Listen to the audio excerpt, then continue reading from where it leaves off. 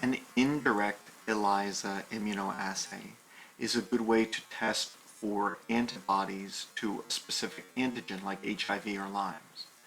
The antigen is added to a tube or plate and allowed to attach, and then unattached antigen is washed away.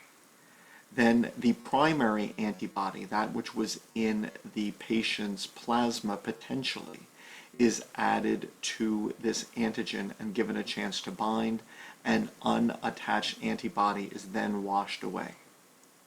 A secondary antibody is then added.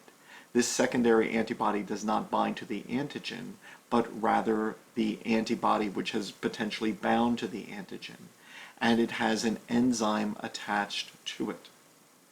Later, after this secondary antibody has been washed, giving unattached antibody a chance to be removed, a chromogen is added which can then react with the enzyme and change color.